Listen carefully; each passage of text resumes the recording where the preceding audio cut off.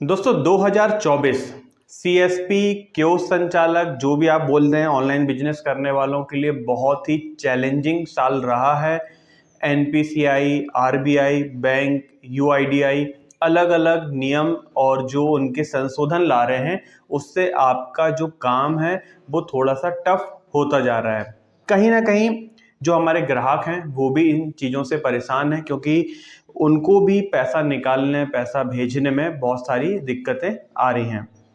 अभी एक नई गाइडलाइन आई है जो कि है माइक्रो एटीएम के बारे में। आप सभी जानते होंगे कि आप लोग अपनी दुकान में जो छोटी डिवाइस किसी भी कंपनी का यूज़ करते हैं, जनरली हम इसको एटीएम बोल देते हैं, लेकिन ये माइक्रो एटीएम कहलाता है। तो इसके संबंध में भी NPCI, national payment corporation of India की एक गाइडलाइन आ गई है और इससे आपके ट्रांजैक्शन और आपकी इनकम कैसे प्रभावित होगी वो सारा कुछ हम इस वीडियो में जानेंगे। थोड़ा सा ओवरव्यू में उन दर्शकों के लिए दे दूं जो कि अभी माइक्रो एटीएम यूज़ नहीं कर रहे हैं या जिन्होंने अभी हाल में ही माइक्रो एटीएम परचेज किया है किसी न किसी कंपनी से, और उनके कुछ कमेंट हमको आए हुए थे कि सर हम एक दिन में 10,000 से ज़्यादा इसमें विड्रॉल नहीं कर पा रहे हैं। एक्चुअली वो एक ट्रांजेक्शन में कर रहे थे, शायद उनने दोबारा नहीं किया होगा। तो उनका पूरा डाउट क्लियर कर दें कि अभी हाल की व्यवस्था क्या थी और नई व्यवस्था क्या होगी, किस प्रकार से आप ट्रांजेक्शन कर पाएंगे।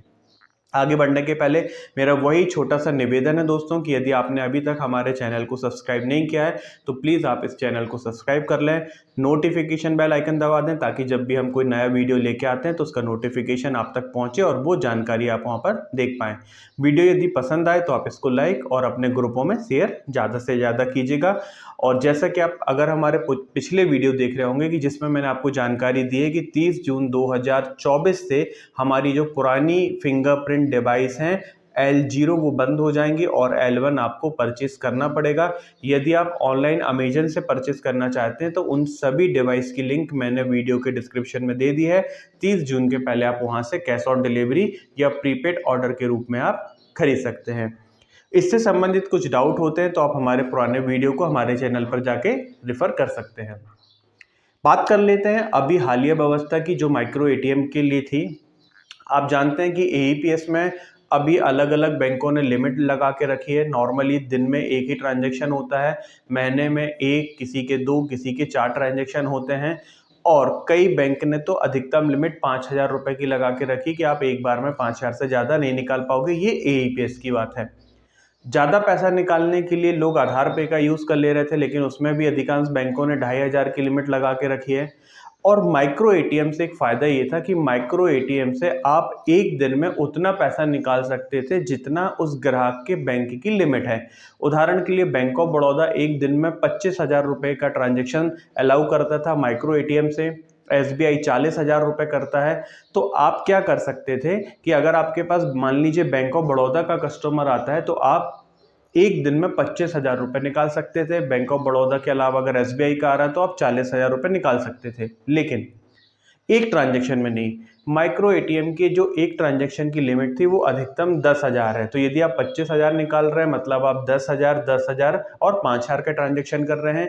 और यदि आप 40,000 निकाल रहे हैं तो 10,000 के 4 आप ट्रांजैक्शन कर सकते थे और ज़्यादा से ज़्यादा पैसा आप निकाल सकते थे। लेकिन अब जो एनपीसीआई की नई गाइडलाइन आई है इसमें इन्होंने यहाँ पर 2 चीज़ों को यहाँ पर कंसीडर किया हुआ है। यहाँ पर भी फ्रॉड अलर्ट रोकने के लिए। ये वीडियो थोड़ा सा लंबा हो सकता है, अपडेट बहुत छोटा सा, लेकिन मुझे आपको इसका कारण भी बताना है और आपका व्यापार प्रभावित ना हो, आप परेशान ना हो, इसलिए भी आपको बताना है, इसलिए पूरा आप इसको सुन लीजिएगा। अभी बहुत सारे पेमेंट बैंक आ गए हैं, आप अकाउंट ओपनिंग का भी काम करते हैं और वहाँ पर हम लोगों ने देखा है कि आप अपने किसी मान लीजिए पंच, सरपंच, सचिव से मिलके अपने ग्राहकों के खाते गांव में खुलवा देते हो और देखने में आया कि उनका किसी मकान का पैसा, शौचालय का पैसा आता है और कुछ जगहों पर ऐसी शिकायतें आती हैं कि ग्राहक की बिना जानकारी के उनका जो एटीएम यूज़ है वो सरपंच, सचिव वगैरह कर रहे हैं और उनसे वो पैसा निकाल लेते हैं, हितग्राहियों की राशि निकाल लेते हैं। इन्हीं सब चीज़ों को फ्रॉड रोकने के लिए यहाँ पर एक नया कदम उठाया गया है जिससे ओवरऑल पूरा हमारा बिजनेस प्रभावित होगा। सबसे पहले तो इन्होंने यहाँ पर कर दिया कि माइक्रो एटीएम की जो ट्रांजैक्शन है इसकी अधिकतम लिमिट एक दिन में 2 कर दी है। अब इसका मतलब क्या है, जैसे मैंने आपको एसबीआई बैंक का उदाहरण दिया कि उसके 40,000 रुपये निकल जाते हैं तो आप दिन में 10,000 10,000 10,000 10,000 करके 4 बार में 40,000 रुपये निकाल सकते हैं।